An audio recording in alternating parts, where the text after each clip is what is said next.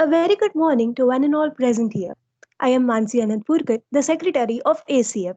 I take immense pleasure to welcome you to this peer learning session on C++. We are extremely proud to have our speakers for the day, Grijo Jovi, Hayden Cordero, and Pakshal Ranawat. Our speakers have an experience in conducting successful workshops on GitHub, web development, and many more. We hope this workshop is helpful for all of us present here, just like the previous ones. To our speakers, all the very best and over to you.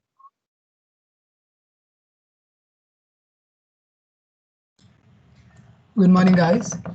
So, welcome to the workshop. I hope I'm audible. Uh, Yeah, Greg, audible. so, first of all, in the Yeah, starting itself, we'll make it clear. Like, keep it very interactive. You can ask doubts at any time. You can interrupt us anywhere where you feel you want it to be more clear or you don't understand some part. So, you are always welcome to interrupt us and ask. You can unmute yourself. The permission is provided. You can unmute yourself any moment and ask your doubts. And also you may use the chat section too to ask the doubts in case you have some mic issue or you don't want to unmute yourself, but do ask doubts so that the maybe the other people also has the same doubt and they also want to get it cleared, so maybe through your doubt they also get it cleared, so do that. Yeah, Aiden. uh, yeah, and like for people who are thinking like why learn C++ in 2020, like when we have Python, Java, other languages, like C++ is one of the fastest languages out there. And if you don't believe it, just go and you will see there are a lot of jobs still available for C++. You can just Google right now the average salary of a C++ developer in India, not even out of India. You can check in India, and you'll see it's quite high still. And the thing about like Python and all is very slow, it's interpreted. So what happens is when we make projects usually in college, we don't take into consideration like the server side of things, and the server side like usually ends up to become a big sum of money. So what companies like rather prefer is use lightweight languages like C++ and all to write the backend. So what happens is in that cases servers and all the cost like for maintenance and running them becomes like significantly cheaper. Like if you take like a 4 GB RAM server, like currently if you take like a droplet, it easily costs you around $43. Imagine paying that every month just because you're running on Python. Like why not just use C++ and pay the developer a little more? Next thing is for all the competitive programmers out there, you all already know it. C++ is the most favorite language of all competitive programmers. Python is still used, but then the disadvantage of Python is again the speed. If you go to, like if you ever like attended like Facebook Hacker Cup or Google Code Jam, you'll see like almost every one programs in C++. And there are currently so many programs out there that you are still using C++. Like the Adobe Suite entirely is made in C++. Many games, your Unreal Engine is programmed C++.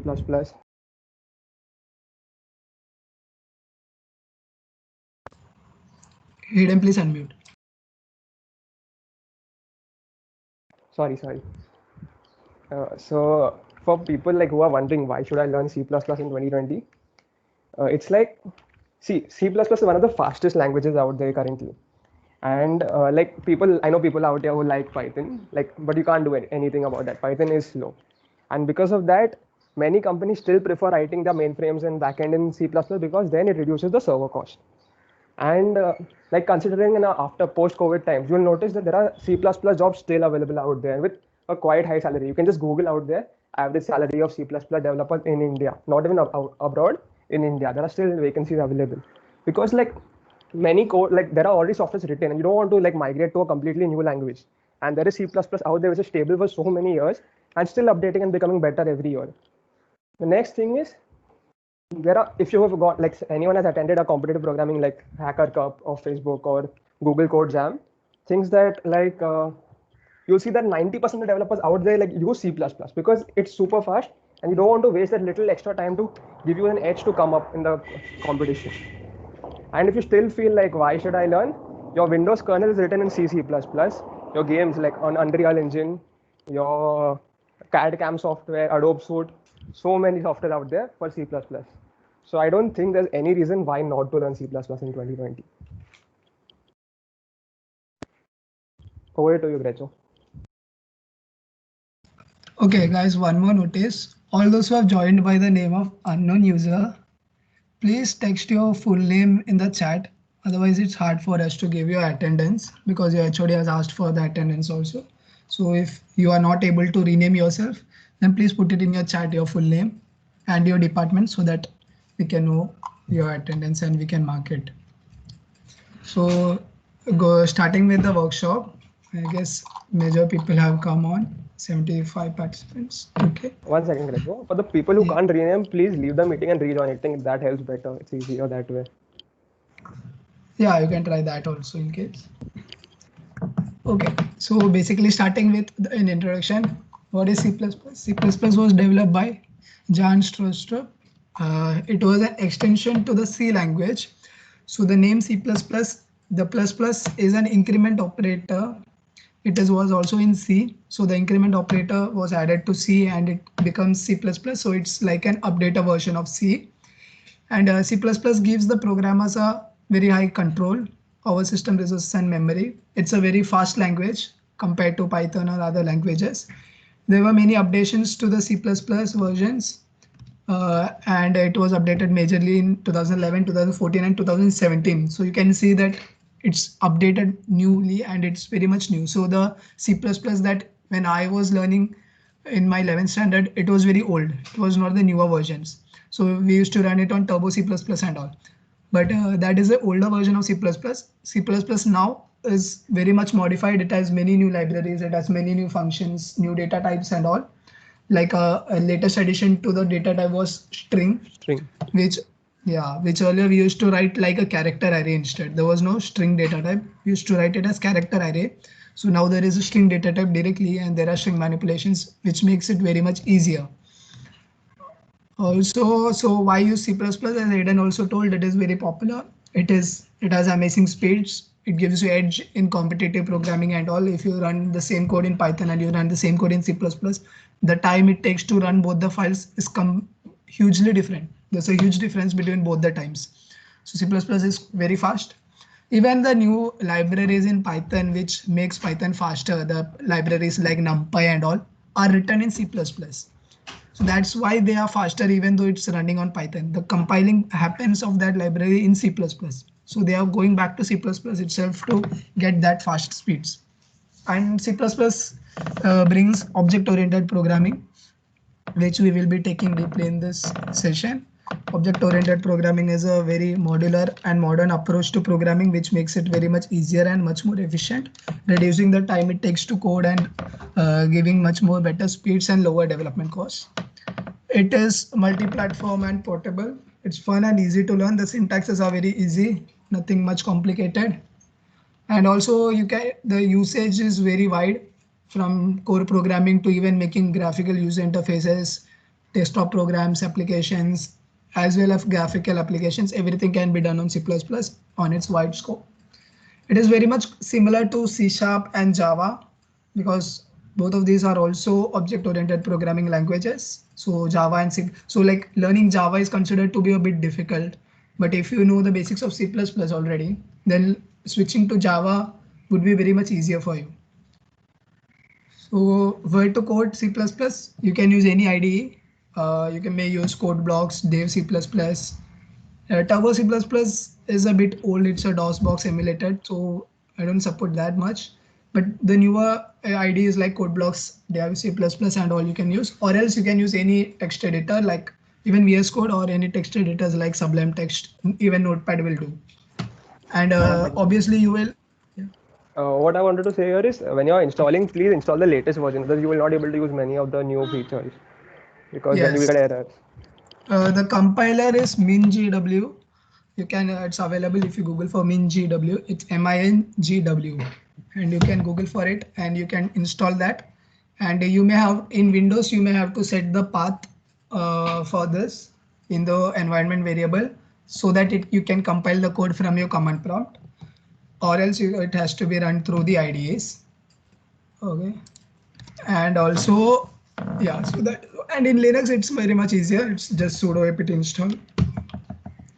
And so starting with the basic syntaxes.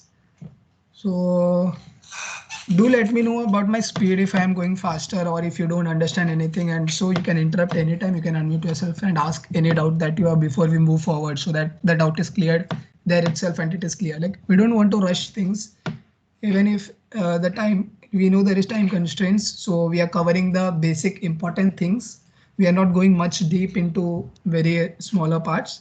We'll go overview types, but explaining everything properly and clearly. Later, anytime you can approach for online resources, the syntaxes, libraries, header files, everything you can Google it. Everything is available on the internet now. So starting with the, as we say in programming, the first thing is always hello world, starting with the hello world itself. So this is how a basic C++ program lies. I hope you can see my pointer, red one. Yes. So the first line is hash include IO stream. So this can be written in two ways. It depends on your compiler or your IDE, how you write it. So like in Turbo C and all, it is written as hash include in this bracket iostream.h. Actually, this file is iostream.h, which is saved in your header file location in your compiler. So, but in the newer editions, it's just written iostream. You don't write the .h part. So depending on your compiler will give you an error if you write .h where it is not meant to be written. So you can know it that way. So VS Code and all, in that you write it directly like this. And this is a header file. Header file is like a library of pre-built functions. Like there are multiple header files. By default, there are some which come pre-built by the compiler. And later you can also expand new header files by getting it from outside and adding it to the location. So this header files, it's also a C++ program itself, but this extension is different. Yeah, the extensions of C++ files are .cpp. It offers C language with which you learned in SPA. It is .c. In C++, it's CPP. So the header files are of extension .h. And so it will have pre-built functions, the function definitions of all the functions that is included inside the header file. It is specified inside that file. So it is like you are in Python, you import the library, you say import numpy or you say import pandas.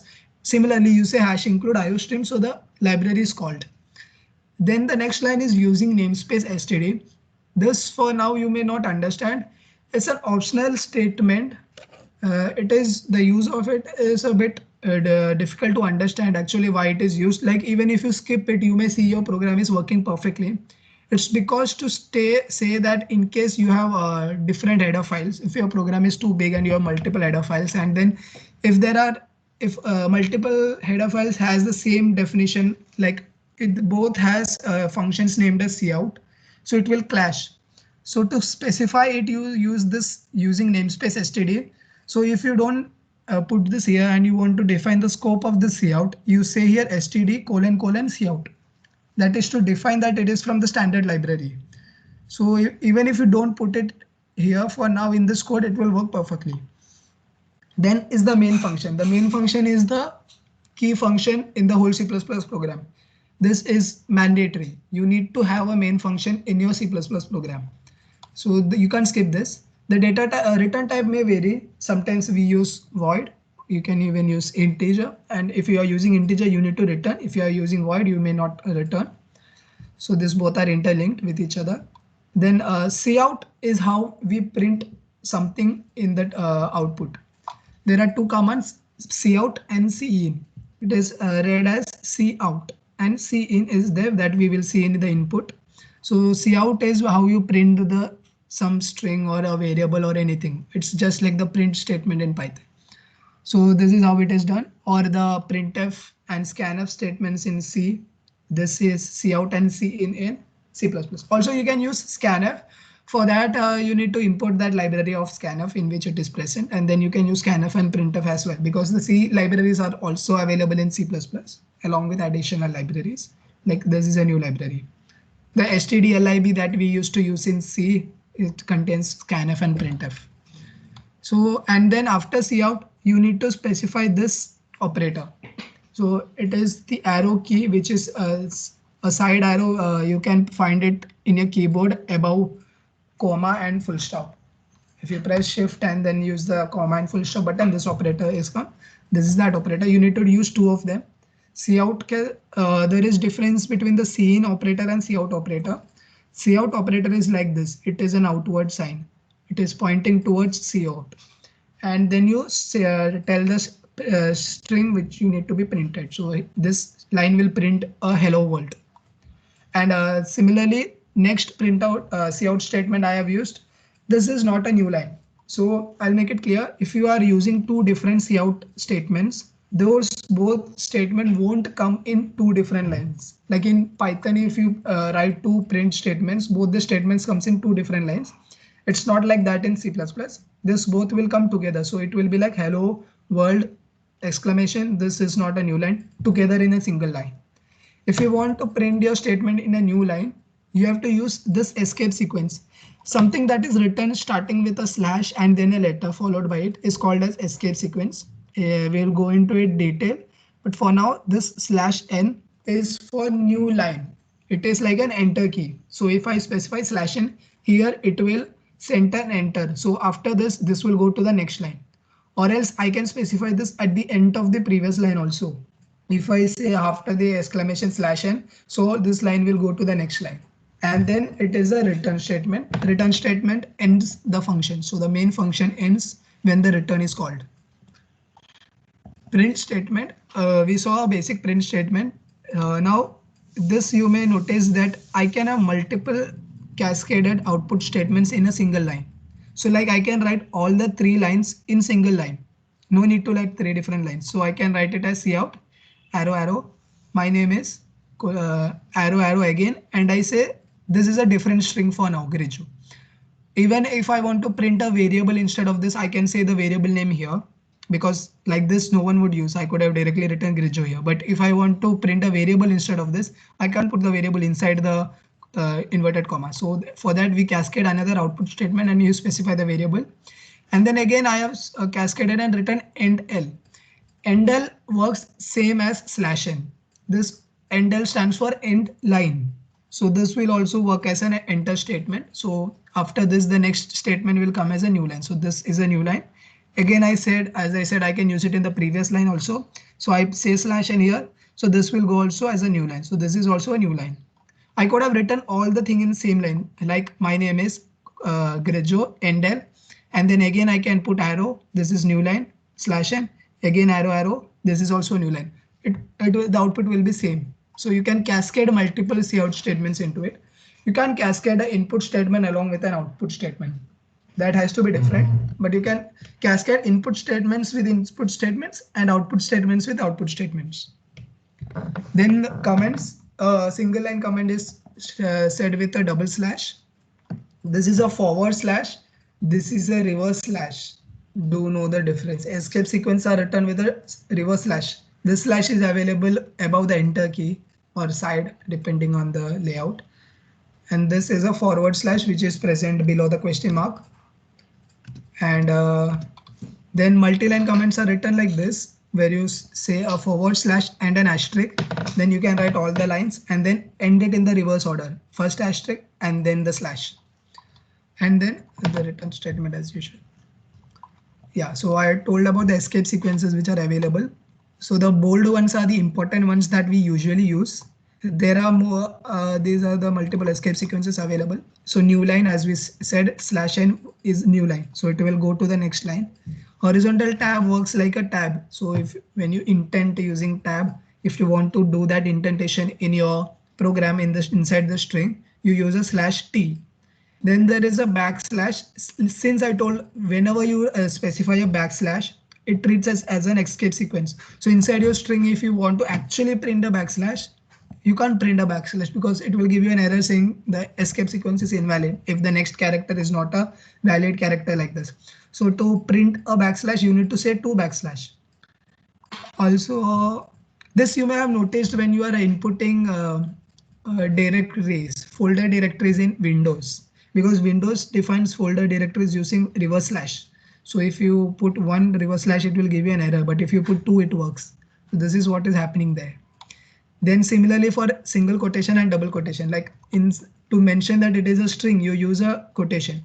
So inside that, if you again put a quotation, it will break there. So if I put a quotation after name, then the string will end here and this will be abandoned. So it will give an error there.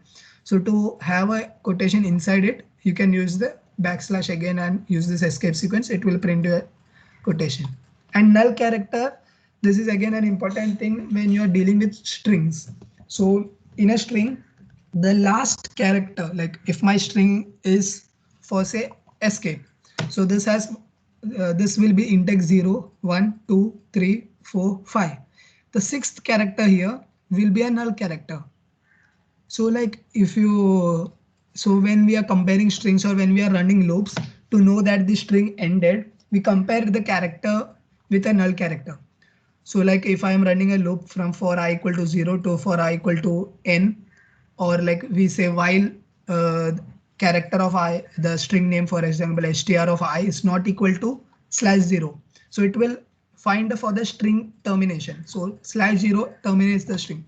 So if this whole thing was one string escape sequences, so after this s there will be the null character.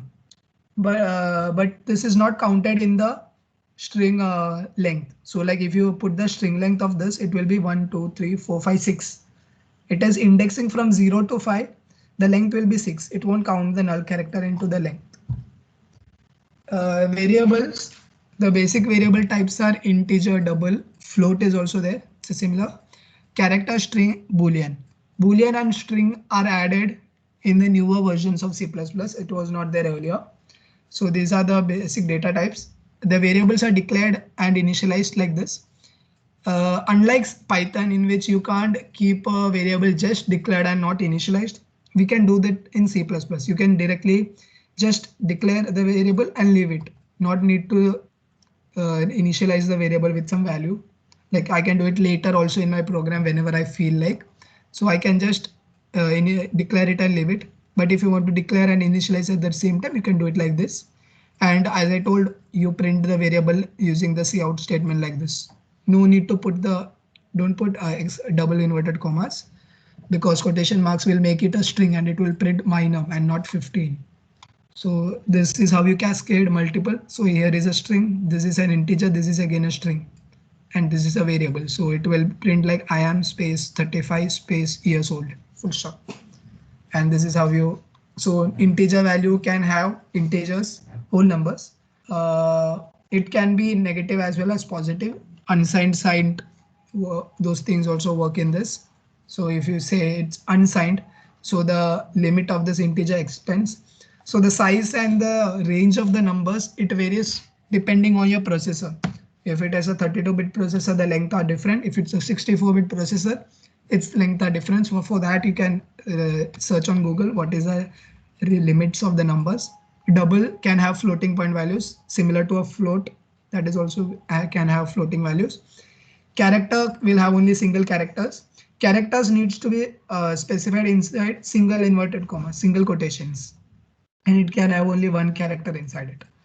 And strings are specified under double quotation marks. So hello is a string, and boolean can take values of true or false. So these are the data types: int, float, double, boolean, character, and the size varies depending on the processor. So in a smaller processor, it will be an integer maybe of 2 bytes. In a bigger one, it will be of 8 bytes and so on. So that varies from processor to processor. Identifiers, these are important. Identifiers are a name, unique names that are given to variables or functions or classes or structures when you define it. So the variables, classes, or everything are identified by the names, which are called as identifiers. There are rules that specifies how you can use the identifier. The most important rule, you can't use a reserved keywords, like keywords are, for example, main, int, char, float, double. These are all reserved words. Like it has a predefined meaning to it. So you can't use those names. Apart from that, you can use different names. Okay. And there's some question in the chat. Okay, Tushar is asking between C in, Cout, printf, scanf, which is faster in reference to time. Okay. In C++, we don't use scanf and printf statements. We go with cin and cout because that is in the main library of C++. The reference time is somewhat similar, but cin cout gives you advantage because you can cascade different outputs and inputs. which is not much possible inside a scanf and printf statements. So in C++, you use cin and cout. Like they are the main statements in C++ program. Like you open a program, you see a cout or cin statement, you say, oh, it's a C++ program. That way. So it's better to An use cin and advantage of cout. using C and C out is you don't need to care of the type. It's just going to print it, Yeah. text it. Yes, exactly. You don't have to So maybe, specify but what then data type it is. because of this type, it may be slower a little, but doesn't actually create a main performance boost or loss. Huh. Like not a I big don't think difference. there's much difference in the execution time since your auto is faster enough. If someone knows And the answer, keep it in the chat. yeah, Hayden, keep a note on the chat. I am on the slideshow, so I'm not able to see the chats. Yeah, If you yeah. see a question, you just unmute and tell. So the name has to contain only letters, digits, and underscore. You can't have any other character to the name. Like you can't use a space, you can't use a hyphen, you can't use exclamation, at the rate, hash, anything. Only character it allows is an underscore, or it should be a digit or a character letter as. So, and also the name can, it should begin with a letter or an underscore. It cannot begin with a number. So my name can be Grijo, or my name can be underscore Grijo without a space. Okay, underscore Grijo is together, but it can't be anything like one Grijo, two Grijo, or so on. You can't have numbers in the start, but you may use numbers in between or after. Like it can have Grijo one, but not one Grijo, or it can have GRE1 JO, and so on, but no other characters apart from underscore. You can use underscore also anywhere in the file, in the identifier name. Okay, and as a better practice, you can also follow the naming conventions like camel casing and all. That you can, it is common for all programming languages that you must be already aware of. And the names are case sensitive. So this is important. So in case sensitive, it is like myvar is different from myvar. See, this has a capital V, this has a small v. So these both are different. So if you specify at one place this and then you use this, it will give an error if this is not defined. So these are both are different. So this works when you are using keywords also. Like for example, int is a keyword. So you can't use int. But if I put any one letter as capital, let's say I take capital INT or I say capital INT, that I can use because it is not a reserved keyword. Its case is different. So it is case sensitive. If you change the letter casing, it acts as a different character. It's easy because it has a different ASCII value. So all the characters are defined by ASCII value. So small I and capital I has a different ASCII value. So when the total ASCII value is calculated, it is different. So it doesn't treat it as a reserved keyword anymore if you change any of the letters from this. So similarly, you can have capital M, AI and main used as a variable also. And as I told, it cannot contain white spaces or any special characters. Constants, if you don't want a variable value to be modified ahead in your program, you can define it as a constant. So constant is defined as const keyword and then the data type and the variable name and the value. So this one set cannot be modified. So if I say my num equal to 10, it will give me an error because this is a read-only variable. So this is used when you set constant things like minutes per hour is always 60, value of pi is always 3.14 and so on. You can set this. Also, there is another method to specify this thing, but that is different. It is called as hash define. So hash define, if you have to specify it after or along with the hash include things. Hash, okay, yeah. Wherever you use the hash thing, it is called as preprocessor directive. So the hash thing, like in this code, the hash include IOStream. These things are outside of all functions. It is inside defined in the global scope before the whole program starts. These are preprocessor directives. So this is done before the compiling begins. Like this is read even before the compiling begins. So after this reads, after it, the compiler sees all the preprocessed directives. After everything is seen, then the compilation starts. So to compile these functions, like if you use any functions inside this also, like you say length or anything, the definitions needs to be there. So first it checks for the header file preprocessor directives. Similarly, there is hash define. If you say hash define space pi space 3.14, throughout the program, the value of pi will be 3.14. But you may alter it also. Like if you want to specify a new value, you want to override the predefined value, you can use that. But that you can't do with constant. Constant will be constant and you can't change it anywhere. Then coming to input part, how you take inputs. Similar to a cout statement, if you invert the operator, this operator is called the extraction operator. So this is pointed outwards towards the variable which you are taking input, and it is outward towards cin. So these both are opposite signs. Cin, arrow, arrow, and the variable name which you want to take input for. So the variable is int x. I say type a number cout and I say cin x. So this will take an input for an integer variable. You don't need to specify the data type of what input you want in a, like you put it in a scanf. You directly say the variable name, it will automatically take it there. And then you can call the variable name. I think your screen share got paused. Paused? Yeah, it's not. Is it moving now? Comments. No, I'm still on comments. I'll just put screen. It is moving. It's moving, right? My pointer is moving. Yeah, it is. Yeah, the pointer is moving. Hidden, I think some network issue with you. No, I like others also had it. Even Sneha got frozen.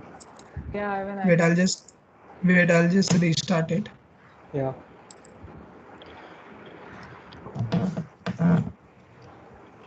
Is it presenting now? Yeah, proper. Yeah, perfect. Yes. Okay. So this is the input screen. Input. So in this you take input like this, cin x, and this automatically sets the value to integer of x.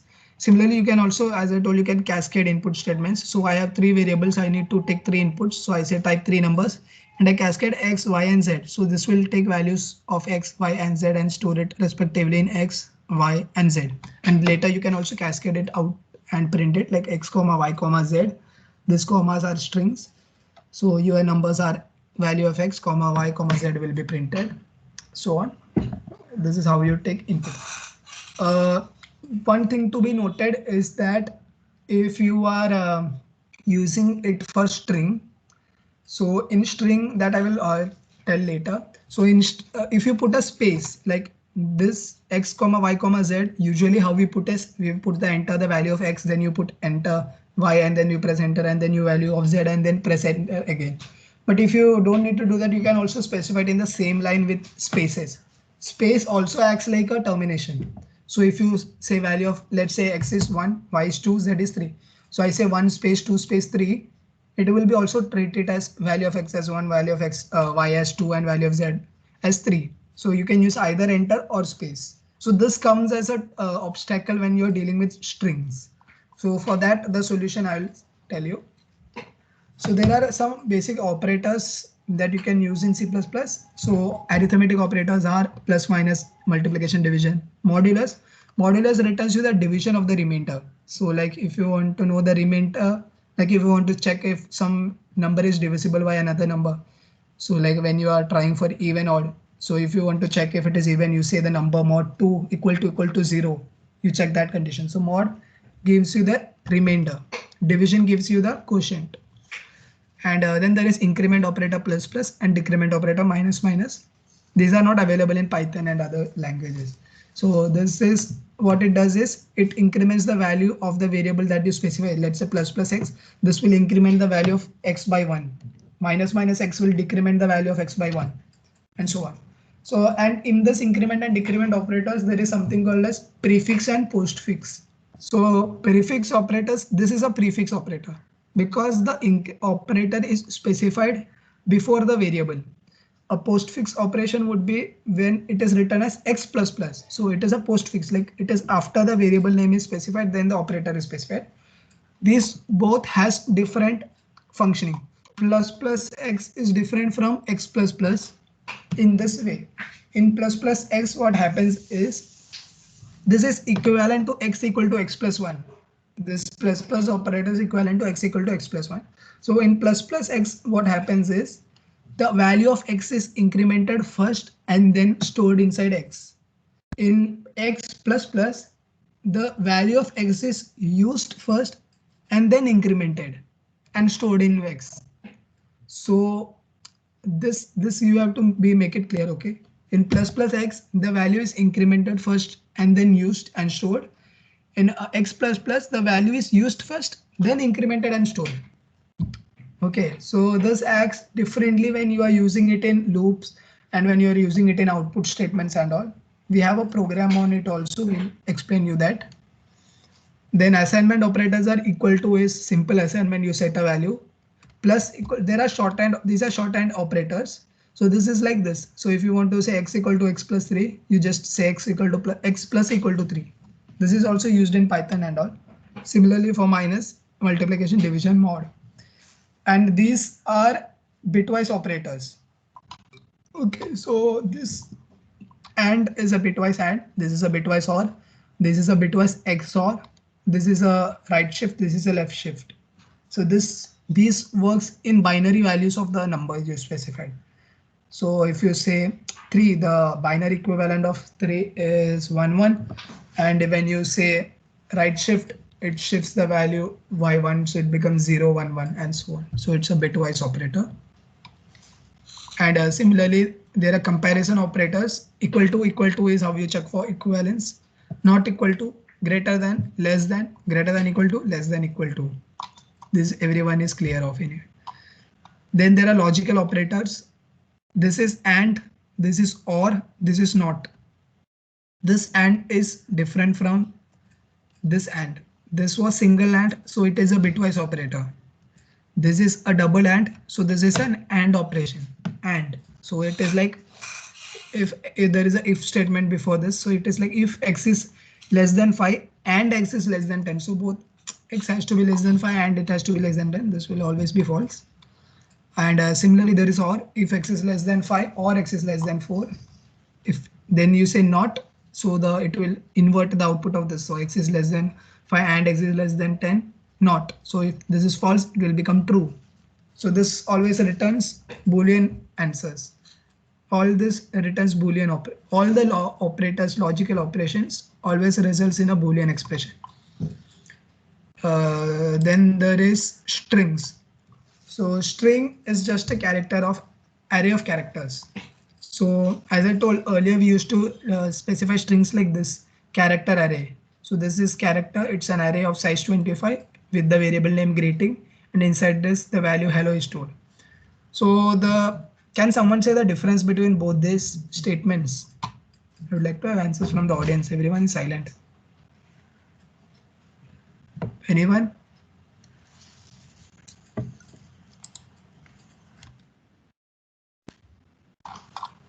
String में the length can be maximum like to any point, and in char if you are given 25, so it will take up characters up to 25 only. Yes, that is somewhat right.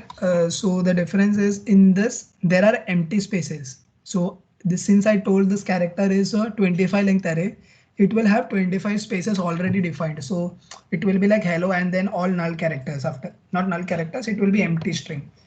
But in string greeting, if I say string greeting hello, it automatically sets the length of the array as what is required. So it is 1, 2, 3, 4, 5, only 5. So it will only say 5. So in this 20 spaces are waste. So then they later, now this new data type called string came into existence. So this is much more efficient. You are saving a lot of space. So when the numbers are huge and the array length is huge, so this comes to a significance difference. So and to do manipulations on string, you need to use the string header file string.h. It has functions like string compare, string copy, string length, str length, and so on. So that this library is required to do string manipulation, and you call it a string creating hello. There are operations on string. Oh, so yeah, this is what I was telling. Since space works like a termination, when you are taking inputs in strings, this will come handy. So you need to take input as first name, last name. There is solution for this, don't worry. So this is how you take string first name as John, second name as Doe, and then if you want to print the full name, you say first name plus this, you are concatenating 3 strings. This plus operator when used with a string data type is called as concatenation. When it is dealt with numbers, it is called as arithmetic operator. So this is first name, then you add a space in between and then you say last name. Also, if you don't put this space, it will directly come as John Doe without any space. So space is important. Similarly, you have first name John and you want to add the last name to John. So you say last name is Doe and you say first name dot append last name. This will also give the same output. Like in this space is not there. If you want space, you need to specify space also here. So this will append the first name with the last name. So it will become John Doe. What is the difference between these two? Is again when we are speaking about time complexity, append is much faster than concatenation. So this will work faster. Also string, this is a if you want to know the length of the string, this is a new addition to C++, so you can use this. So you tell a string and then you tell the string name dot length, it will give you the length of the string. Earlier it was not available, so we had to use the function strlen bracket string name. So it is string length of that string. It is available inside the string.h file. Also, as I told, string is an array of characters. You can access the characters singularly using the array indexing. So this is how arrays are indexed. We'll talk about arrays later, so you'll know come to know about it much better. So it's easy. You just say the variable name and inside the square brackets you specify the index. So 0 will be the first index. So it is referring to h. So I am printing it, so it will print h. Similarly, if you want to modify something, so I am telling index 0 to be set as j. So from this, the first index will be set to j. So it will print me jello instead of hello. So you can modify strings like that. You can't concatenate integer with a string. In Python, you can do that. It will automatically typecast that string, but it doesn't happen in C++. So if you want to do this, you have to convert the integer into a string or a string into an integer, then do it. Also,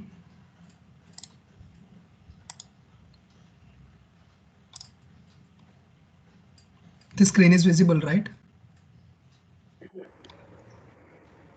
Yeah, it's visible. So yeah, this is how you take input. So the issue in taking the input of a string using cn is this. If let's take this example. First name is, you're asking for first name and then you're cin and then you're printing the first name. You type your first name as John, you print it as John, works cool. The next example, you want the full name, you say type your full name, you take input, I give input as John space Doe. When you are printing it, you will see that only John is displayed and Doe is not displayed. What went wrong here is the same thing I told you earlier. Space acts like a termination. So since I used a space in between the two names, the string is terminated there. It takes this as a different input. So if you had two scenes like full name and first name and last name, then this would have worked and it would store it in two different values. But I want to store the whole string with space in one variable. I have to use something. There are multiple methods of doing this. One option is to use a get line. Another option is used to use a getS. There is a function called as getS also. GetS means get string. You can use that also. Either of the one is good. This is a more preferred one. So in this you say get line. What you need to do is you need a cin of full name. So in get line, what it does is it takes the whole line. So when you are saying type your full name, I space say John space Doe, it will take whole John space Doe into full name. So when you are taking inputs of string which has space inside, use getLine. In getS, if you are using it is getS and bracket full name. No need to write cin and all. But getS was depreciated and now getLine is more used. I don't know why and all. So this is a way to take input strings which has space. Then there is mathematical operators. So there is min max, which returns you the minimum and maximum values. The header file, there is a header file called as cmath. Cmath has a lot of functions. These are some of the functions. There are many more. These are just few of the common ones that we usually use. Absolute value, ceil, floor, exponential value, power. So you can't write in Python, you can write directly 2 raised to 5. If you want, you just say 2 asterisk asterisk 5. So that is not in this. So for that, you need to use the power. So you need to say the base and you need to specify the raised to, and then it will give you the power value. Also, you can have square root, rounding off, log, and all. So these are the mathematical functions. So I told you about header files. In header files, the common ones are stdio, in which the scanf, printf are present. IOStream, C in, C out is the main things that are present. These are just examples. Okay, there are many more operations and functions that are defined in that. It's not like there are only two. There are a lot. You can Google for it. Can't put all in the PPT. That's why. In string, as I told, string manipulations like string copy, the size of the string compare, string length, and all. Math as square root, log, power, and all. IO manip, it is for manipulating input output. So like one example of the set precision will limit the decimal values. So if you have the float will by default have infinite decimal values, but you are like, I only want to display 2 decimal values. Let's say you are printing the balance of your bank account or so. So if you store it in double, it will have infinite decimal points. But if you want to restrict it to 2 decimal points, you can say set precision as 2.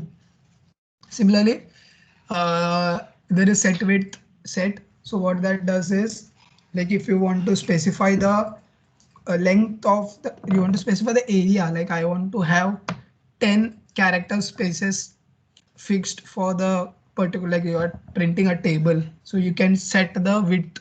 So even if your string length is just 3 characters, but you want to make it look nice, you can put the set width and like say the width is always 10.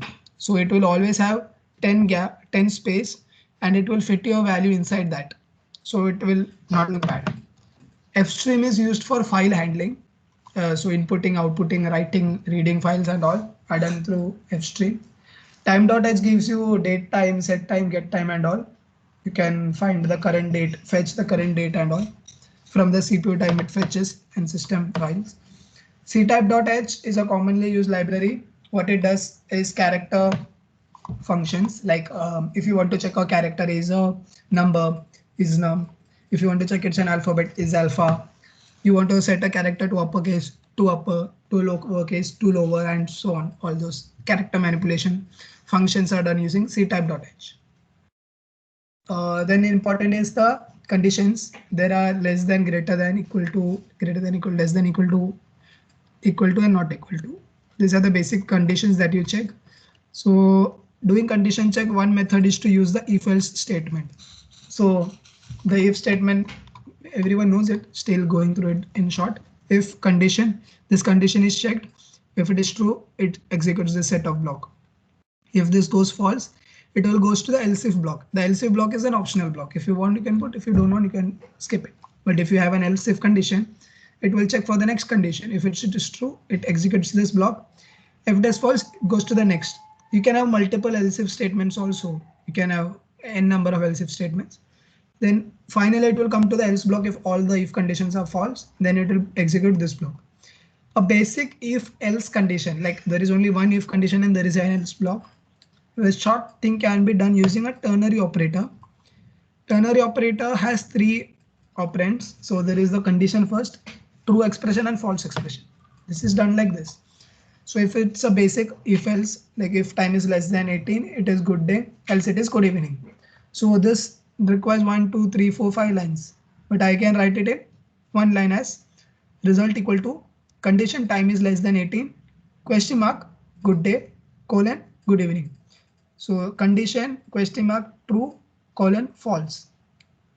Got it? That's how it works. Ternary operator. This is for one line execution, so you no need to write less. Like if you have a big conditions inside the if statement, then you have multiple statements inside the else also. So then you can use the if else, but if you want a one liner thing, you can use this. Then is switch case. Switch case is when you need to compare a value of one particular variable with multiple values. So like when you, for example, you are making a menu. When you are making a menu, what we usually do in Python and all, there's no switch case. So what we do is you write elif. So it's like if choice is 1, do this. If choice is 2, go to this. If choice is 3, go to this. That thing can be done using a switch case. So you just say switch choice, the variable which you need to keep compared, then cases. So case 1, case 2, case 3, so on. So if it checks for the value of the choice, if it is 1, it goes to case 1. If it is 2, it goes to case 2. If it goes to 3, it goes to case 3, and so on. Two important things in this is break. Break is mandatory. It's because if the condition, like you go into case 1, let's say our value came to be 1, so it goes to case 1. So it executes this set of codes inside this block. Then you need to say that, okay, I'm done executing, go out of the condition. So that's why we say break. Break is also used in loops. When we go to loops, there also you can see this. And then is the default. Default is like the else block. If none of the cases come true, then else default block is done. So you can't forget a break, because if you forget a break statement after the X, the set of codes inside the case X is done. If there is no break, it will also execute the code inside Y and so on until where you have specified a break. It will come out of the loop only when you say a break. So break is required to stop the execution of more code and case testing inside the block.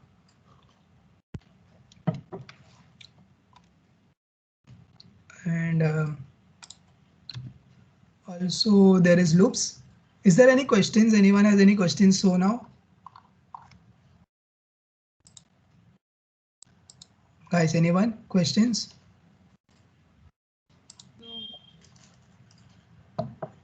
Okay. Oh, I hope you are understanding, right? It's clear, right? The things. Yes. Okay. So loops. In loops, there are majorly 3 loops: a while loop, a do while loop, and a for loop.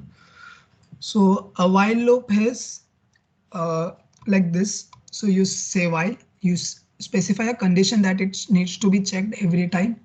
So in this case, it is like I set to 0. And the condition is until I is less than 5. Then you say give a set of block. This code will be executed until I is 5. So inside this, I am for this is basic. So I am just printing the value of I and saying /n. And then this is an important line. If I skip this line, this will end up in an infinite loop. The loop just goes on, and it will only keep on printing 0, 0, 0, 0, 0, and it never stops. So increment inside every loop has to have a modifier. So it can be either increment or it can be decrement. Not necessary it has to always increment by 1. You can increment it by 5, 10, anything, or even you can multiply the values and so on. But like it should have a condition that always checks after the certain iterations. Every time a code repeats itself, it is called an iteration. So this in this the output will be like it will I is 0. It checks if I is less than 5. It is less than 5, true. So it prints 0. I plus plus. So I turns to 1. Again goes 1, 2, 2 is printed. 3, 3 is printed. 4, 4 is printed. 5. When it comes to 5, this is false. So this code doesn't get executed. It jumps to the end of the while loop. So in a while loop, the condition is checked first and then iteration is done. Do while loop is the straight opposite of that. In do while loop, the iteration is done first and checked for the operation. So in this, it says I equal to 0, do, same block, and after the do, you say while I is less than 5. So in this, what happens is it goes, the output will be same in this case. So it will be 0, it prints 0, it goes to 1, it checks I 1 is less than 5, correct, go back, 2, 2 is less than 5, 3, 3 is less than 5, 4, 4 is less than 5, then it goes to 5. When it is 5, this falls, so it stops. So both our program gave you output as 0, 1, 2, 3, 4. I'll tell you a difference. Let's say the value of I was set as 10. And then the while loop is same. It says while I is less than 5. So 10 is less than 5 is false. So this while loop doesn't get executed. But if it was in this case, if I was 10 and you are checking 10 is less than 5, it is false. But this 2 will be executed. So 10 will be printed once and I's value will be 11 and then it stops. So now you know the difference between a do while and a while. So do will perform the task and then check for the condition. While it checks for the condition, then performs the task. And there is for. For is the what you say as it's a single line statement for loops. So how this works is, in this there are three statements. The first statement is executed only once. The second statement is executed every time. It's a condition statement. So every time the loop iterates, the condition is checked. The third is a modifier. So the increment, decrement, whatever manipulation you are doing with the loop variable is done in the third statement. So the example would be like this. Same while loop that we had written earlier is written here. It is int I equal to 0. Condition is I is less than 5 and I'm telling I plus plus. So this code works like this. When the for is starting, it sets I equal to 0. It goes, it prints I. It comes back. It again checks the condition I is less than 5. True. And it also increments I plus plus. The increment is done first, then the condition is checked. So it will be 0, I plus plus, condition, print, I plus plus, condition, and so on the loop works. The break and continue. Break I told you earlier in the switch case, it is same. It can be also used inside a loop to break out of the loop. So this both code are same, only difference is here break is used, here continue is used. I'll tell you the difference between the both. In case of the break statement, the output will be like it will print 0, it will print 1, it will print 2, it will print 3. Then it goes to this and it says to be true. When it comes to 4, I is 4, I say break. So the loop stops here completely. So my output in this case is 0, 1, 2, 3, stop. But in case of the continue statement, what happens is it will work same until the value of 4. So it will print 0, 1, 2, 3. When it is 4, it says continue. What continue does is it breaks the iteration. Doesn't break the loop. It breaks this iteration here itself and jumps to the next iteration. So in this case, what will happen is after 0, 1, 2, 3 is printed, it won't print 4 because it says continue. It will directly go to 5 and then again continue the loop from there. So the output will be 0, 1, 2, 3, 5, 6, 7, 8, 9, 10. Not 10, it's less than 10 until 9. That's the difference between a break statement and a continue statement. Similarly, there is go to and label. This is again a type of control statement which gives you to change the control flow. So what happens in this is whenever say you say go to label. So when this statement is encountered, it jumps to this label wherever it is defined. So label is defined with the label name and colon. The label can be anything. The name can be different. The label is specified like this. So whenever I encounter this go to label, it will jump, it will skip all the code and directly go to label and then execute it from there. That's how a label go to label works. So then there is arrays. Again, does anyone have any doubts? Anyone? As you can interact, you can unmute yourselves and ask doubts if you want something to be more clear, anything. Hayden, is everything going good? Yeah, perfect. The screen is visible, right? Yeah. Yes. Arrays. So now arrays. Arrays is used to store multiple values of similar data type. So in array, unlike a list in Python, in a list in Python can have multiple data types. Like you can have an integer, you can have a string, you can have a character, everything inside a list.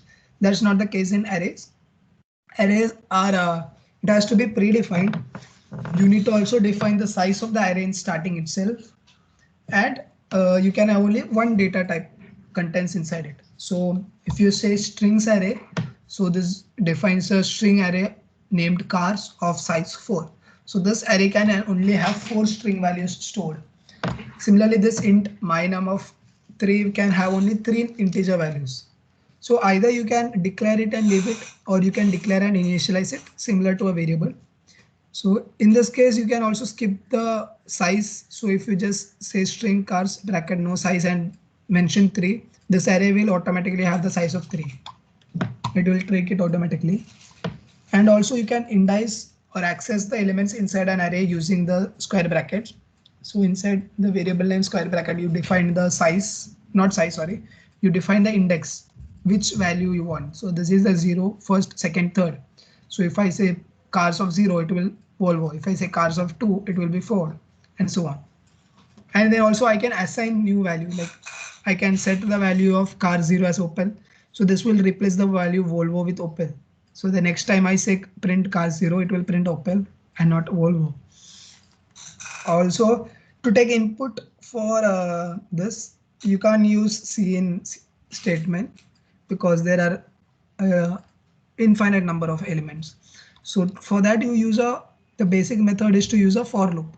We run a for loop, you take input inside it. So you know the size of the array is 4 or whatever you have defined it.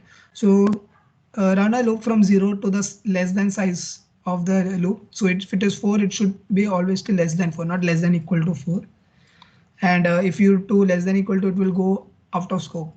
So it is like this. So if the size is 10, you can say 10 here, I plus plus, and then you take cin or cout, whatever. Like cin is done here, cout is done here. So you say cin cars of I. So it will every time iterate the loop, take values for cars of I. So it will take cars of 0, cars of 1, cars of 2, cars of 3. So you can give on inputting that way. Also, you can have multi-dimensional arrays. There is no limit to the dimension that you can have. You can have 2D, 3D, anything. But after that 3D, the making the loop, the structure is very difficult and you don't use it also much. So that's not a good way. So up to 3D you can use.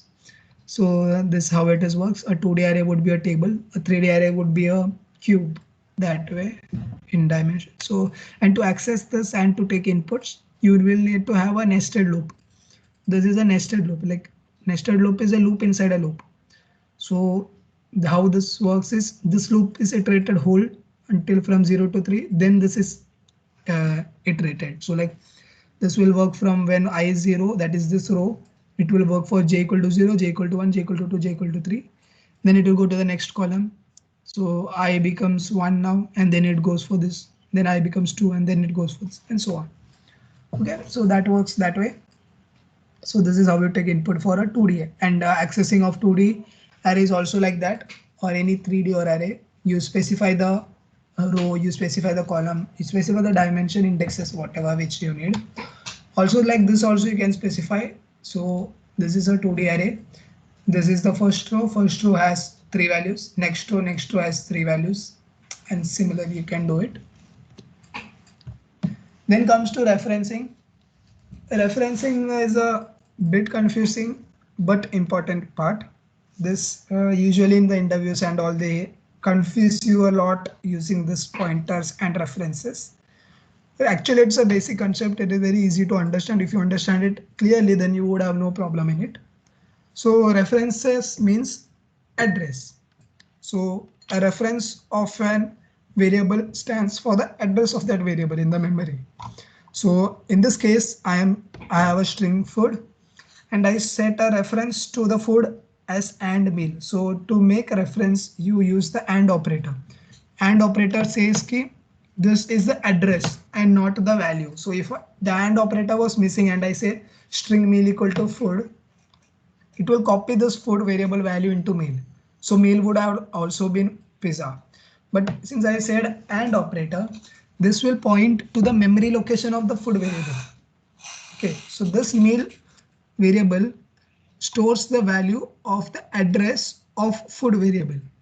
So now if I modify meal, food will also be modified. Okay, that we will show you how it is modified. So in this case, if you cout food, it will print pizza. If you cout meal, it will also print pizza. But this was linked using referencing. So what this said was the reference of this should be equal to this. So that's linked via address. So both the things are at the same memory location but addressed by 2 different names, food and meal. So if you manipulate with any of the either of these two, even if you say food equal to burger or you say meal equal to burger, this value will be changed to burger. So on. So and if you say print and food, it will print you the address. As I told here, and means address of that operation variable. So and food will print me the address where it is stored. Address are by default hexa values. So hexa values are prefixed by 0x 60FED4 a random address memory location. Now comes pointers. Pointers is also used for referencing as well as dereferencing.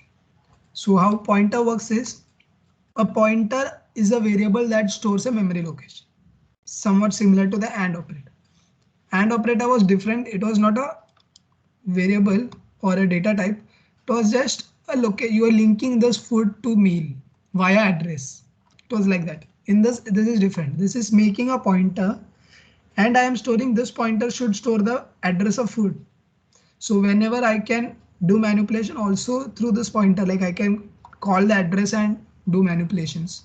So if I output food, it will print me pizza. If I output and food, it will print me the address of the location. Similarly, if I say print PTR, it will also print me the same address as that of food. Okay, that's how pointers work. And also declarations can be either way. You can have string star my string, string space star my string, string space star space my string. It's all the same until and unless the star leads to a pointer. So this is, and yeah, pointers can have data types. So string pointers points to a string location. Int pointer stores to a integer variable or location and so on. Also, you can have a void pointer that can store anything. So the data type of the pointer doesn't actually matter much, but that's how you specify it. So you can even use a void pointer if you don't know what location you are going to specify. And then there is dereferencing. So this is how you referenced. This we saw in the last slide, that you reference the value of food variable to pointer, this pointer. And then if you print pointer, it prints you the address. Now what if you want to again go back to the value, like I want the value or I want to change the value, I want to print the value or something. So then you again put a star and you say PTR. So this star PTR was address. Now again if I put star PTR, it goes back to the value. So if I put star star PTR, it would print me the address again. And if it was star star star PTR, it would again print me the value. So this way it can be cascaded multiple times. So such questions are always asked in the exams or like such competitive exams or quizzes. They give you questions like this and they ask you what is the output of the program. And then they will use lot of pointers.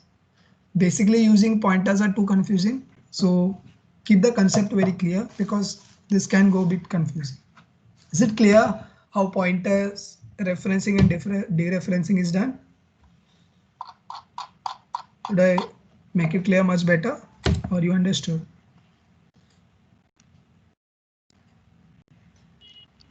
Understood. Okay.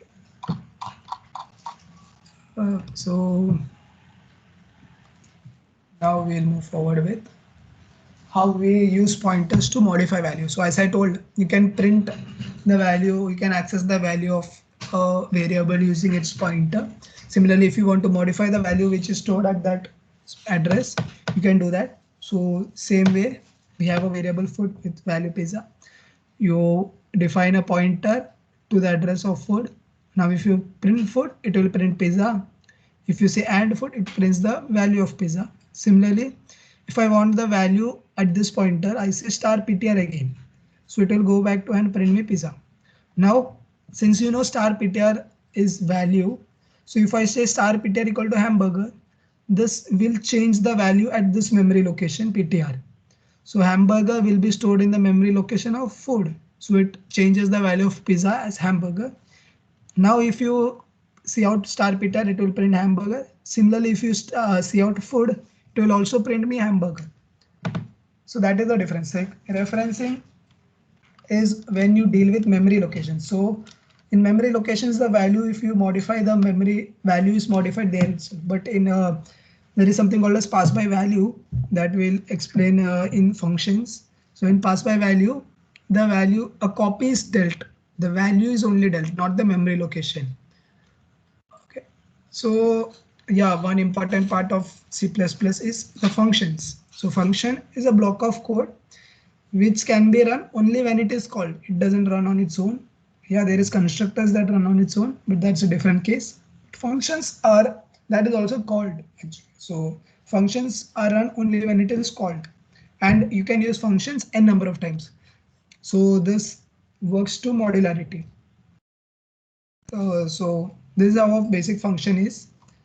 You specify the return type of the function, you specify the name of the function, and then inside the block you can say the function code. So a small function would be like void is a data type, which means empty. So void won't return anything, and if it is int, it will return an integer value. If it is string, it will return a string value. If it is double, it will return a double value, and so on. So this function is void my function, and you have to just print I just got executed. So inside the main I can call it n number of times. So I have called it twice, my function, my function. So this will print I just got executed twice. That is how a function works. Okay, so can anyone tell me the difference between both these codes? The red bordered code and the green bordered code. Return type integer है, एक में return type void है. नहीं, दोनों का void है. Anyone? Guys, यार unmute करके can interact, or else it becomes a boring session again. I think Joel's in the previous. Declaration of the function. About Yes. the function. If it doesn't find, it will be an error. Call something I don't know. Yes, that's correct. So the declaration is the issue in this case. So as you know, C++ works from a top to bottom approach, line by line. So this code works like int main. First this line is executed, then this is executed. So it will say my function, I don't know what is my function. So this gives me an error. So for that, the thing is you need to specify the function definitions before the main function. So usually in a C++ program, the main function is the last function in the program. Or else there's another method that you declare the function, like it is like telling the compiler starting itself like I have a function named as my function in my program. So then the compiler will know, okay, there is a function named as my function. I will check for that function. So in this case, it won't give an error because I declared that there is a function called as my function. Then I said my main, and then later after the main, I can declare the my function anywhere I want. Not declare, define the function. So there is difference between definition and declaration. This is a declaration. This is a definition. Definition is where you specify what the function does. Declaration is just saying there is a function. One thing that you need to always take care is the return type, function name, and the parameters. We go to parameters. So if there is any parameters inside the function, this should match exactly same with this. Only semicolon can be different. Rest everything has to be same as in the definition and in a declaration. Like if you change any return type, if you say here int and you say here void, it's an error again. It has to be exact same, because then there is function overloading concept that allows you to have multiple functions with the same name. So for that it has to be exactly same. So this was one method. Or else if you don't want to do the declaration, you are like I don't want to write an extra line, then define the function before the main. So declare it here. Define the function, whole function should go here and the whole main function will come after that. That way also you can avoid this error. So parameters and arguments. The basic difference between a parameter and argument is a parameter is the variables that you specified inside the bracket in the function definition. So you say I have a function name and you say there I have these parameters. So let's say in this function void my name, the parameter is a string named fname. So like I need to pass a value from my main function, like if I want to print first name, so this function is print function, and then in my main I take input from the user saying input your name. So I get an input and I get store it in some variable, let's say name, and then to print this I can pass the value of name in this function, and then it will go to this function and take the variable from here and print it here. In this case, we are not passing a variable, but we are passing the whole value itself. So this this has to be matching. Okay, so like this is asking for a string, you can pass an integer here, it will give you an error. If it is asking for a string, you have to pass a string. So this will print, this function call will print Liam reference, and this will print Jenny's, and this will print Anuja's. And this will all be printed in different lines because I have a slash in here. So this is a parameter string fname. This what you passed your Liam, Jenny and all, they are called as arguments. So the data which is passed when you are calling the function is called as argument, and the variable which is used when you are defining the function is called as parameter. Also, you can have a default parameters. Yes. So in this case, you can't skip this thing. Like if I say just my function and bracket, that will also give me an error because he's like, this doesn't match my definition. It has to have a string. So in case you want to avoid such scenario, you can use a default parameter. So what this does is I give, I say string country and I give a equal to sign and say Norway. So by default, the value of country will be taken as Norway until and unless you specify me something else. So in this code, it prints my function as Sweden. This will print Sweden because Sweden will be gone here and country will take the value of Sweden and print it. Similarly for India and USA.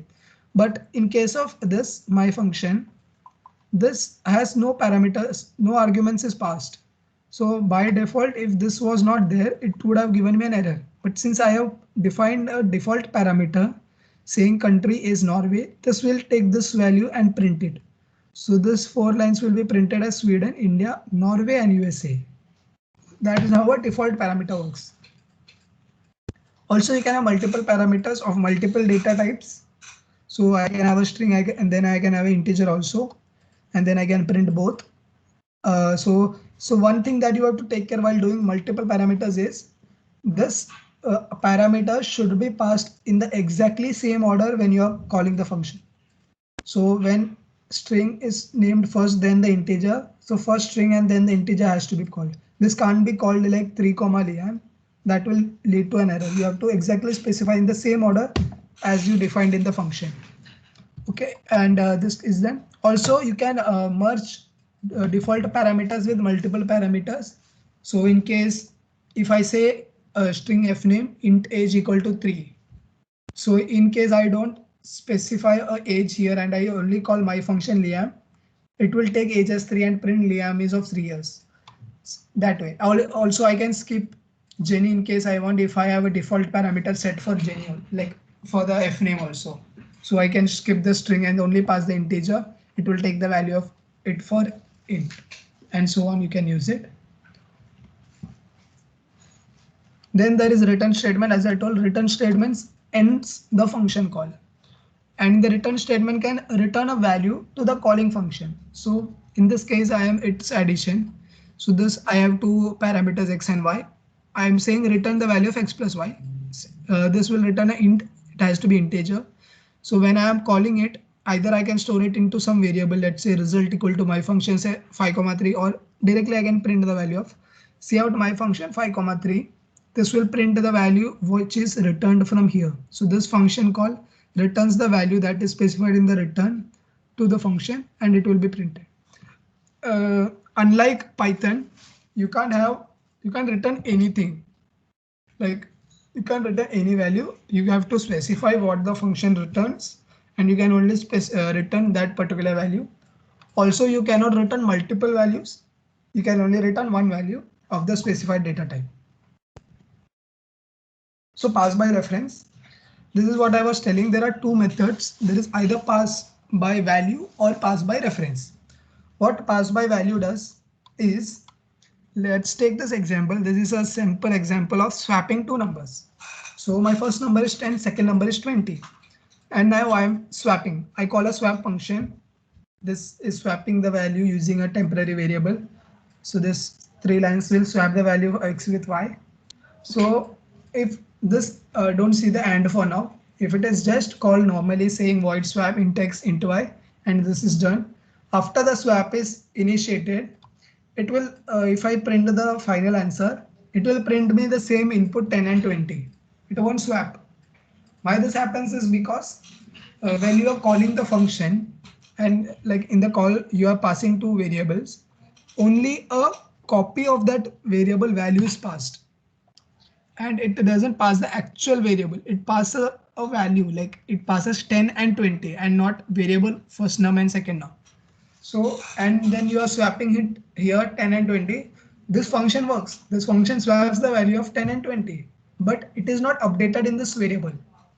It doesn't update here. It got updated with this x and y, but that we can't print it here. So for that, you send the value by reference. So when you are sending the value by reference, you specify a reference operator, and so then what happens is when you are passing the values, it will pass the address of this variable. It will pass where first num is stored and where second num is stored, and this will take the value from there. It will fetch the value from the address of first num and address of second num.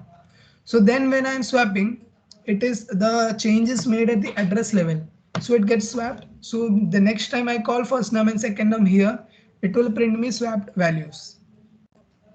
Is that clear? So when that's the difference between a pass by value and a pass by reference. Arrays by default are passed by reference.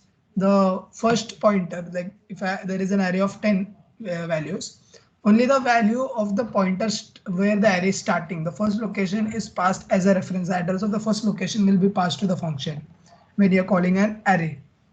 But when you're calling a variable without specifying the AND operator, by default, it goes as an pass by value method.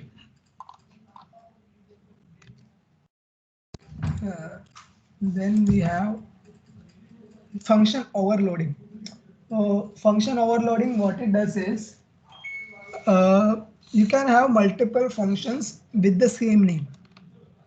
So I'm telling again, I can have multiple functions with the same name or same identifier, but the functions are not same. So how the functions differentiates itself is, take this example. This function is for adding integers. This function is for adding double. This function returns integer. This function returns double. It has different names. The parameters are int. In this, the parameters are double. Both the function does the same operation of x plus y, x plus y. But I have to remember two different names all the time. So for that, I can skip this part and I can use it in same name. So I say int plus function, I say double plus function, parameters are integer, parameters are double. This both are of the same name, but these are two different functions. This is accepted as far as the return type or the parameters are different, or the number of parameters are different. I can even have a function that adds 2 integers and another function that can add 3 integers. So that can be two different functions but with the same name. So that way, and so the function call will be similar. So it will be plus func and I pass 2 integer values, plus func I pass 2 double values. So that way this works, and the return type will be integer and double in these two cases. This is called as function overloading. This is a concept of OOPS. When we learn the concept of OOPS, this falls under polymorphism. What polymorphism can be explained later. This is a part of polymorphism. Also, there is another concept which is called as function overriding. OVRRIDING. Overriding and overloading are completely different concepts. So this is again a interview question or an exam question that they confuse you. They ask you the difference between what is function overloading and what is function overriding. These are called asked usually. So this also you need to be very clear with what is the difference. Recursion, I don't think I need to explain. It's similar in all programming languages. As you know, the function call and everything. A recursive function is a function that is called inside the same function. So this is factorial function. Inside the factorial, I am again calling factorial function. So this is a recursion. Then there is something called as structures. This is something different that you get to see in C++. So what a structure does, it's also in C. Yeah, any doubt? Yes. Yeah. What is overriding? Can you explain that in short? Yeah, I'm going to cover function overriding in OOPS concepts. For now, Okay, I've just explained overloading. I'll explain overriding in the OOPS when we take polymorphism. Surely, it's there in part of the syllabus. So structures are a set of code which can have, like, as you know, in an array you can store values of multiple data types. You can only have values of same data type. So then you use a structure. What structure does is it is very much similar to a class, but with a difference that structures can't have functions inside them or methods inside them. It can only have variables. So in this case, structure person, the person can have multiple attributes, like he has a name, age, salary. Now I can create multiple objects of this structure and use it multiple times. So I can call it like this, person P1, or even I can have a array, like I say person P array of like 10 size. So it will be like 10 different persons. And I can individually call those people, like, so if it is case of P1, I say P1 dot name, I is 50 P2 dot name, and so on. Whatever objects are there, you can access the elements using the dot operator. Dot operator calls for the internal attribute of this object. The calling is similar in case of a class also. Class is also called using dot operator. So this way you can have multiple objects. So you don't need to, like, otherwise if you don't use a structure, you will need to have multiple variables, like you say name 1, name 2, name 3, and so on. That becomes very hectic and the code is very inefficient. So for that you combine the whole thing into one object and then you use this entity n number of times. And then we come to the most important part of this session, that is OOPS. OOPS stands for Object Oriented Programming System. So there is another method, that is procedural programming, that happens in C and other older languages. OOPS is supported in C++, Java and all. So what object oriented programming does is it uses objects. The name itself says it uses objects. So what objects is like, it makes the code split into multiple parts or multiple blocks into classes, structures, functions and all. And you can use repeatedly the same block so that you don't have to rewrite those functions. So what the advantages are, it is faster and easier to execute. Like you don't have to repeat the codes, you don't have to write long codes, the codes become shorter, so the development time is reduced. It makes the structure of the program very clear, like it will be modular. Say everyone says these days modularity. So it's modular code. So it is very clear, like, okay, this block does this does this, and so on. So this reduces repeated codes. Like you don't have to repeat the codes. You can directly specify one class and use it n number of times. Reusability of code and helps reduces development time. Security can be achieved due to the abstraction methods. Abstraction is again a concept in OOPS that also we are covering. Like you can have data abstraction, or you can have the access specifiers that are used. Like you can have, say it's private, public, protected and all this will be explained. So those way it enhances security. So better productivity, as the code is smaller and it takes less development time, it improves productivity. Easier maintenance of code and easy to expand. Like if you want to add one more feature to your code, it's basically very easy. You just have to add one more function to the same class or like that. Or if you want, you can add as extra code, extra class, or if you want to remove some function, you can just remove that function and done. You don't have to go through the whole code. So debugging also is easier. Everything becomes much more easier in OOPS. So this is how it works. Class will be an entity. It can have multiple objects or multiple instances. So like class is a template for objects. So this person is an object. This person is also an object. They both are different instances of the same class person, and they're independent of each other. So like they don't have any relation with each other. So like it will be independent. So like John can have eat, John can study, John can sleep, John can play. Same Daisy can eat, Daisy can study, Daisy can sleep, Daisy can play. And they will also have these attributes, and their attributes are independent. They don't have any link with each other. So like same way you can have n number of instances made from the same class. So each instance of a class is called as an object. So we always call the child of a class as an object. Similarly, in a structure also you call the child of a structure as an object. From that term, the object-oriented programming was termed. So the main part is classes and objects. So class is the template, the definition what we provide, and objects are the children made from that class. So in this case, we have a class public. You see this public written. So these are access specifiers.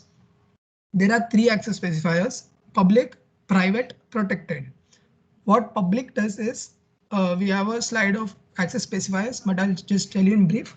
What public does is, public keeps it open for anyone. So if I say I mention these three variables inside public, it means I can access it anywhere I want. Any object can access it, any other class can access it, and so on. If I say it is private, only the class members inside this class car can use it. And if it is protected, it is similar to private, but also not just this class, but also the inherited class. That's again next concept, inheritance. Inherited class or a child class can access that protected values. So like in this case, I have three public variables: brand, model, year. I create an object of car as car object 1, which is a BMW X5 of 1999. Another object is a Ford Mustang of 1969. So there are two objects created of this car. So these are two different instances, and I can access the values and print the values. I can take input for the values or anything. I can do all those things. Let's take if one of these were a private thing. Let's say the year was private. So what we will say is, this is public. After this model, I will write here similarly private colon and then say int year. So this becomes a private entity. Then I can't do this line. I can't access private elements from an object. This is an object. And object can't access private elements. So this would give an error. This line also can't be done. This can't also be done. So for doing that, we create a function inside this car itself, the class itself, and set it as public function. So a public function that accesses a private attribute inside the class can be called outside. So that is done. This is done to improve the security. So this will improve the security of your code. The application can be taken to any other level. So there is a pointer called as this.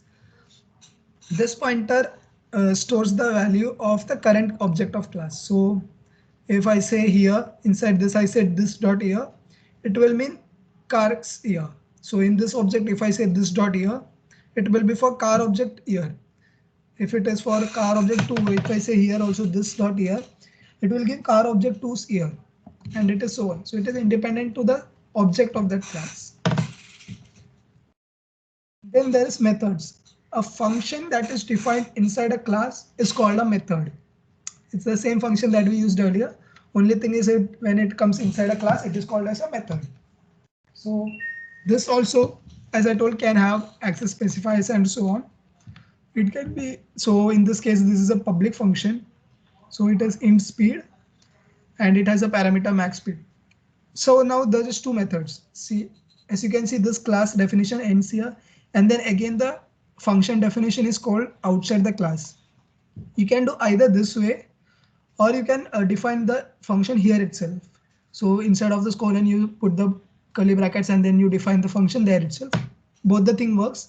If you are defining it outside, you need to specify the scope. So for say this class speed is inside car class, the scope of this speed function is limited to this class. You can't call a speed function here outside the class, or like you can call a speed outside anywhere normally without an object of car being created. So for that, we are specifying the scope as car, colon is the scope operator. The scope of speed is car, and this is int is the return type, and you define the function here, and you can access it like an object itself. Inside the object, you call the function just like you call a variable, you can call a function also. Then there is something called as a constructor.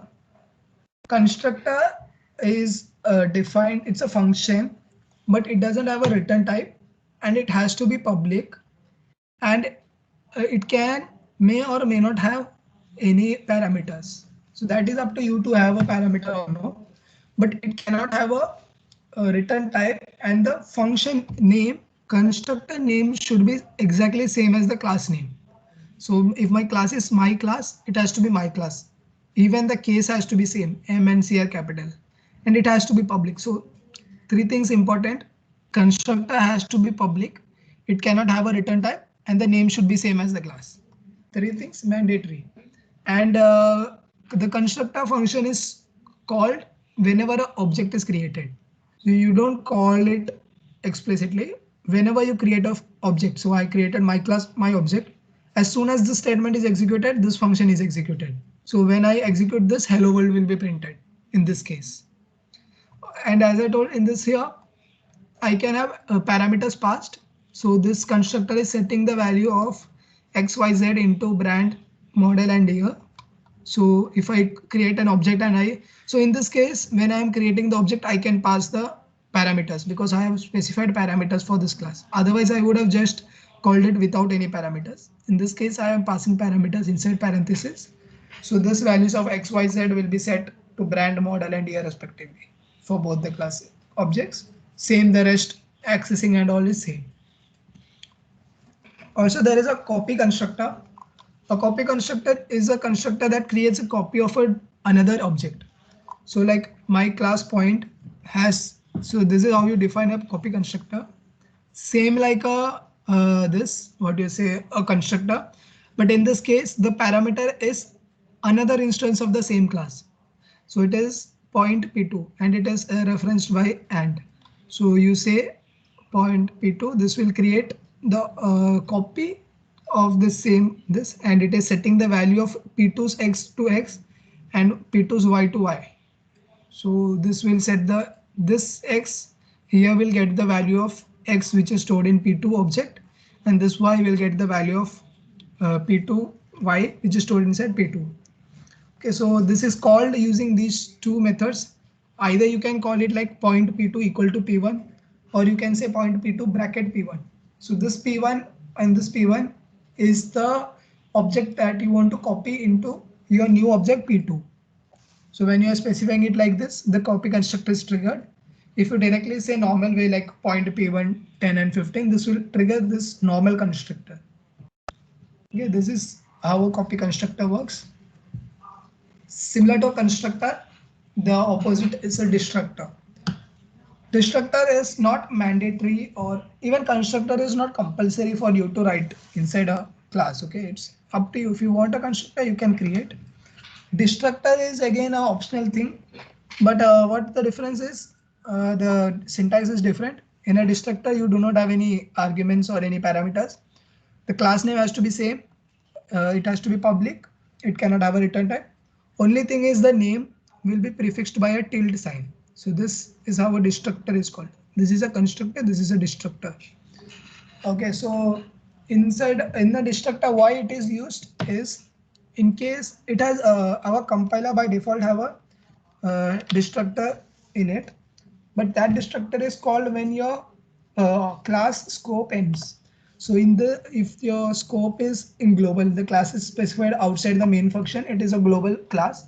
So the object will be deleted when the whole program ends. But if you are, and it will delete all the instance of the object. But in case if you are specifying or creating a explicit memory location, like in this case, we are explicitly calling a memory location S, and you are accessing this address location. So this will create n number of copies of this pointer and link it to different memory locations. So the memory locations are all used. So then you need to release this memory location also. Otherwise, your memory is wasted. So then you use a destructor which will delete. This is how a destructor definition is. You use a delete keyword. It's a keyword delete, and it releases the location of S. So this S memory location which was specified for any object of this class will be deleted. So when this is called, it will be called when the function ends, if it is inside a function. If it is global, it will be called when the program ends. Or if it is local, like if it is inside another block, in case of a nested thing also, it will be called when that block ends. Or you can explicitly call something as delete and say ki delete this at this particular point of time. So this is how a destructor works. Access specifies, as I told, there are three: public, private, protected. Public members can be accessible anywhere outside the class. Objects can access, everyone can access. Inherited classes can also access. Private members cannot be accessed outside the class. So in this case, this y is a private attribute. So this y cannot be accessed like this by an object. Even though the object is of this class, it can access a private member. This members can be accessed only inside this class block, not outside the scope of it. And then there is protected. Protected we will see when we come to inheritance. Protected is used there. And by default, if you don't specify any of these, you don't specify it is public, then by default it is private. So like before specifying something is public, I just write int z.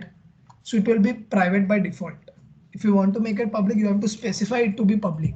So by default, all members are private.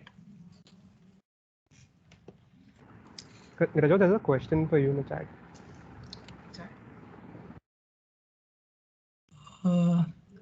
What is the meaning of string : string? Previous slide. Okay, yeah. Here it is. Yeah. So as I told this, there are two methods. I explained this here. It's also in this. This is same like this. So car is a class. The scope of this function int speed is inside this class. So this speed function is declared inside this class scope. So the speed function can be accessed only within this class or by its object since it is public. So and to make the code much more clearer, I can either define it inside the class itself or I can take the definition elsewhere. Like we said for the normal function definitions, you can declare the function before the main and then define it anywhere you want. Similarly, this happens. So when you are declaring it anywhere you want, you need to be clear about the scope. So since this was not of global, but inside scope of car, you specify the scope of car and say this speed inside car is defined here. It is defined here because I can also have a car speed function which is outside this class. Outside the class, even I can call a different speed function here or a different speed function in my main. So to differentiate it between both that functions, since this will be called a local function because it is inside some blocks. So it is a local function. So to differentiate it between a local and global function, this car specifier is there. Similarly, in the case you asked, here string : string is used. This string is the class name string. This string is the constructor function string. So this constructor is again a function, so with no return type. So this is string : string. So this constructor has the scope inside this string class. That is what this means. Is it clear now? Got it. Cool. So I was done with access. So nested class. So nested things are anything can be nested. A function can be nested, a class can be nested, a structure can be nested, or anything can be nested. So when array can be nested with another array inside it and so on. Loop is nested, a for loop inside a for loop. Nested is that when you have, so nested class is like when you have a class inside another class. I have a class enclosing class. It has a it has a nested class nested inside this class itself. So the scope of this class would be restricted to this class. So this class object can be called through object of this class. So this works like a member of this class. So since it is under private, this class will be a private. Since this variable is again private, this variable stays private. This function also stays private. So this the private access is inherited into these. So and the nested class can access private members of enclosing class. So since I told private members cannot be accessed outside the class, but can be accessed by inside class. So inside the class, anyone can access private members. So this nested class can also access the X value here, can be accessed here. So this is how it has worked. So So this function, what it is doing is it is passing this class E. And okay, this you must be thinking what this arrow is. Arrows are used when you are dealing with memory locations. So in this case, the class was passed as a pointer. So this what does is it will create an object of enclosing class named as E, and the location of that memory is passed to this function. So this would be like I am declaring a object as E, and I'm sending the address of that E to this function. Now this function has the access to whole of the object E. Now object E can have multiple elements. For in this case there is only X, but I can have int X, character Y, string Z, and any number of members. So how will I call a particular member from inside that memory location? This is memory I am talking about, not object as a whole. If it was object as a whole, you would have directly written e.x, e.y, e.z. But when I am dealing with memory, I need to use arrows to say in this location point to the X. So this will find me the value of X from the location of E. So like to move inside a memory location, you use this arrows. So from E, I want to get the variable X wherever it is pointed. So that is how this arrow works. And this is our nest. So here the nested class ends, and here the enclosed class ends, and then you can have the function as usual. So this is the main concept of hoops. There are basically, I think, Hayden, what do you say? Can we continue after the break, or should I complete Yeah, I this think and that go will to be break? no. We'll give them a break and then we'll continue. Right here, it will take time to complete hoops. Yeah. Don't rush with hoops. So guys, you can go for your lunch break now. We will join back by let's say 1:45. Is that cool?